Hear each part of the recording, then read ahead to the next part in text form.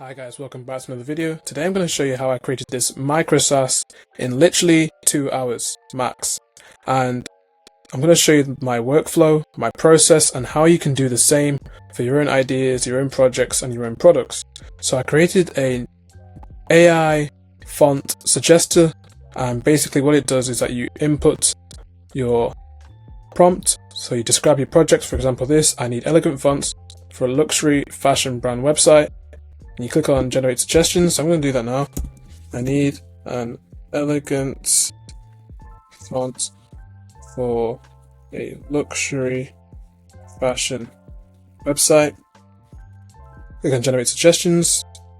And then in a few seconds, I'm going to spin up some suggestions here. We have some nice serif typefaces. And you can refine it as well. So like you can say something like, I like these, but I need something that's sans serif.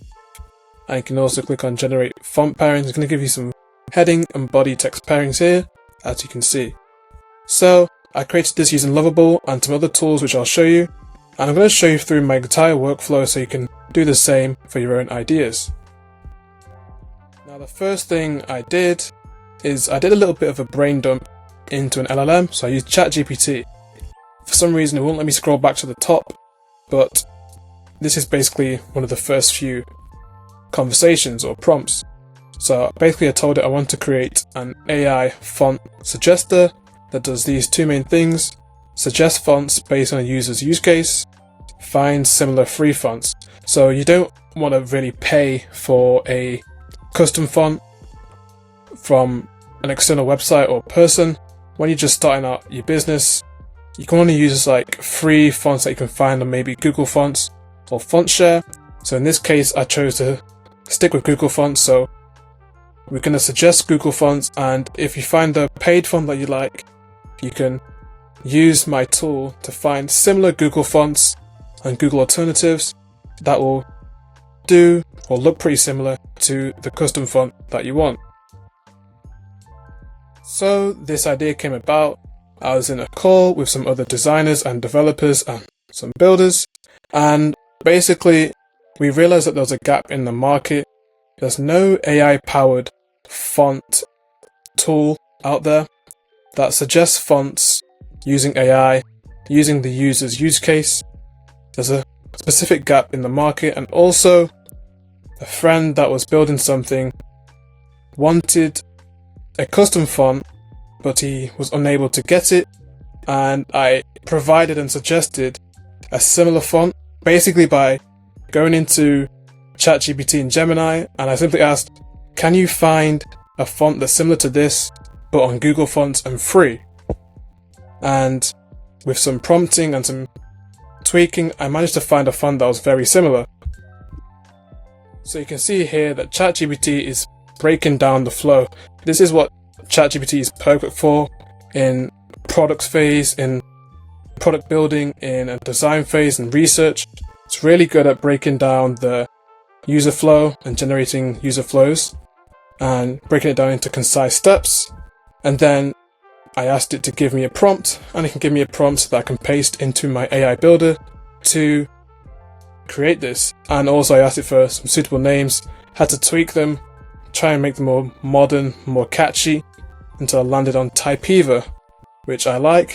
And I also made sure that the domain was free, so that if I want to buy a domain in the future, I can simply buy it without any hassle, without any issues, or someone else already having the domain that I want. So I'm just going to scroll through here and just walk you through some further steps with ChatGPT.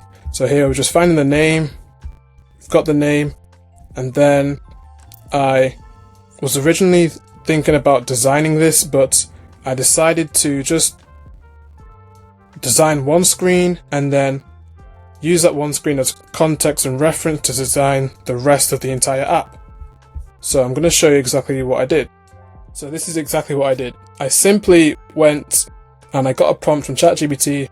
I went into MagicPath, which is a great tool for generating mockups, wireframes, and lo-fi and mid-fi, hi-fi prototypes. And I simply want to look and see what my first screen, my landing screen would look like. And I generated this version, but I realized that the design system was very weird and generic. So I actually went into a tool called Tweakcn and I generated my own custom design system and styling to use. So this is Tweakcn, and simply click on Start Customizing. And then I had this simple design system or styling that I wanted to tweak and refine for my own new use case. So simply what I did was I copied this and I went back to ChatGPT and I said, can you use this code to create me a new design system, but add a teal or like a light greeny blue accent color? So that's what I did. But then I realized that it's much quicker for me to actually just do it manually. So what I actually did is I clicked on this accent color. It was a primary color. I clicked on this primary color and I changed it to Tailwind CSS Teal 500. And this is exactly the design system I used. I then saved that into my new simple teal design system and I tweaked the font typography a bit. So we went with Outfit, Young Serif and Fira Code. We only use Outfit in the main website. So what you have to do when you've got your design system again, come to Code, click on Copy, and then you can go back to your AI builder. In this instance, MagicPath. I imported my design system here by clicking on this, click on Import, you can paste it, and then you can save it. That's what I did here, and I also pasted it into Lovable along with my prompt, which I'll get into how I use Lovable in a few minutes. But back to MagicPath, I simply use MagicPath just to see how the 2-column layout of my hero section would look like. Here you can see me asking ChatGPT what's the best tech stack to build this. Normally it will recommend Next.js, and probably Next.js is the best for these sort of apps, but I wanted a potential backend without having to use Supabase because I don't really want to pay for Supabase. And Lovable has a native backend feature now, Lovable Cloud plus AI, so it just made more sense for me to start in Lovable and continue in Lovable. If you want to scale later, you can always export the code and then rebuild it and tweak it slightly. So this is just me discussing whether I need APIs, the tech stack I need as well. And I didn't actually need an API in the end. I thought I was going to use the Google Fonts API to source the fonts, but actually the app live renders the fonts using Google Font just by fetching it. So I don't really need an API for this, but I did need an AI integration feature. Normally you would need an API for that, but Lovable now has native backend AI integration, which makes it easy for you to integrate AI into your app simply by just prompting add AI to do this function. Here are some more detailed prompts I tried to create. They're too detailed, so I stripped it back. This is the MagicPath prompt I used to make it more concise. And I'm just trying to get to other information, so more API talk. And then I generated a PRD MVP version. So you have the entire products requirement document here for a basic PRD. And then my first Lovable prompt, which I copied and put into Lovable. So let's get straight into Lovable and show you the rest of what I did. So I'm just going to scroll to the top of my Lovable projects, and you can see here's the prompt from ChatGPT, and then at the bottom I pasted my styling that I got from Tweakcn, and I simply added it to the bottom of my prompt. And if we just scroll down, you can see Lovable thinking about what to build and then building it. And I think I had to repaste it, did I? No, this is me generating the flow of actually finding a font you want to use. So the actual main user flow after we generated the main page. And you have to ask Lovable to integrate cloud and AI, so you can integrate native and backend, so native AI and backend. So that's what I did. And here's just me iterating, creating different flows, creating different buttons, tweaking the layout slightly.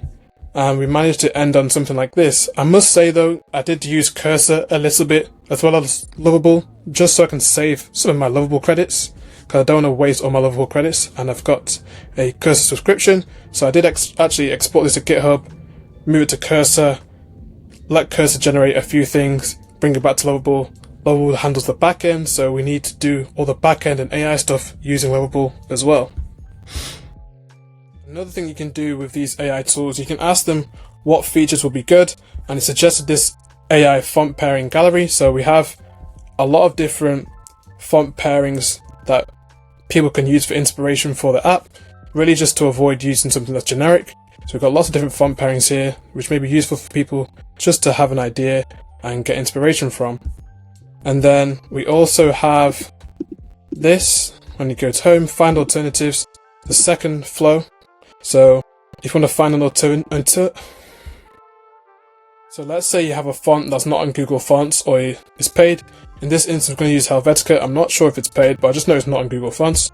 So I'm going to click on find free alternatives. And what it's going to do, it's going to use its knowledge using AI to find alternatives that are similar to Helvetica. And these, I know these for a fact are definitely similar. They're all like professional sans serif typefaces. And then once again, you can click on refine with AI, click on font pairings. So at the start, we didn't have these two here. We didn't have refine with AI or font pairings. It was just this in the middle. And what I actually did is I actually kind of like mocked up using wireframe blocks and rectangles how I wanted this page to look like. So I took a screenshot of this. I went to Figma and added a rectangle here and a rectangle there. So this is me in Figma. I literally screenshotted it, moved it across a little bit, created a bigger frame to put everything in, and I created a box here in the exact position that I wanted it to be, and AI built it for me. I just simply wrote a title of what I wanted it to be, and AI did a good job, as you saw before. And I also used Figma to think about things like this, like I wanted this to look a little bit different, and just general like ideation.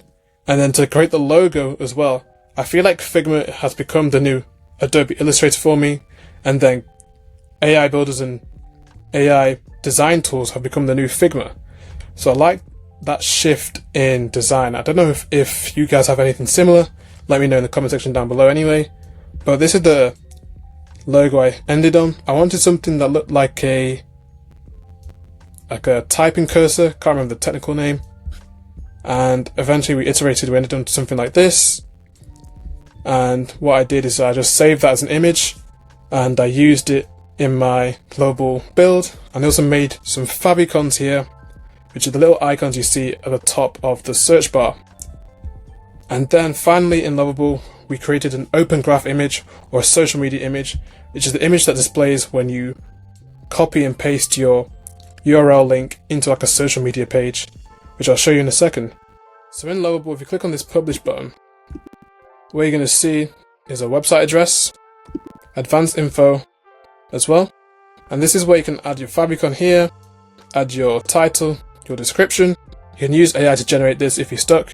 And then this OG open graph social media image, I simply added here. And now if you copy and paste my URL into any chat, this image here will display instead of a generic image that is provided by Lovable. And the last thing I want to do now, which I haven't done yet, I'm going to connect my domain so that when I publish it again, it will no longer say typeever.lovable.app, but rather typeever.com. So let me do that and get back to you guys. So on domains, you simply click on connect domain, which I'm going to do now. Click on continue, you type in your domain. So I've already purchased my domain, but you can purchase yours from Namecheap, GoDaddy, Ionos, whichever you prefer. And then click on continue. And I'm going to be prompted to log in a second. Now I'm logged into my provider, I just click on connect. And connect again. And it should be done now. So it's going to take me back to the website I was originally on. And I can now close this window, go back to Lovable.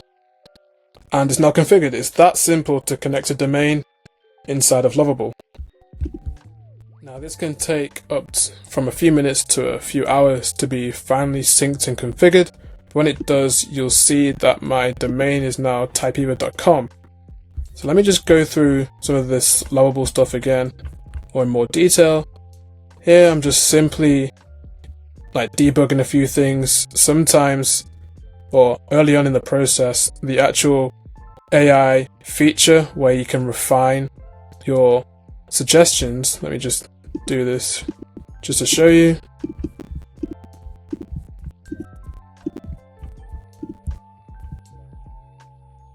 The actual AI suggestions weren't working, so I had to properly debug that and figure out what's wrong just by simply asking it to think harder and do a deep dive. That is the #1 best method to debug using apps and tools like Lovable, is simply to ask the AI in some sort of chat mode or discussion mode, or if not, just say, do a deep dive into the issue, find me the problem, and find how we can fix this. And honestly, 70-80% of the time, it will fix it first time if you just say those words, do a deep dive. Or if you're in Claude, I know they have something called think, so you say think hard, think harder, that'll do the same job as well. So guys, that's how I built a relatively simple but needed micro-SaaS in literally 2 hours using AI and no-code tools. So I use Lovable to build this, ChatGPT to brainstorm and research, I use MagicPath, just the initial screen, just so I have some sort of direction of what it's going to look like, and then Figma to generate the graphics and the assets for this. So guys, if you found this helpful, I appreciate if you left a like. Please consider subscribing for more discussion on design and AI and the integration of the two. And if you have any suggestions for typeeva.com, let me know in the comment section down below. Have a play around with it, let me know what you think, and let me know of your feature requests or suggestions that you may have, so I can actually make this a better app.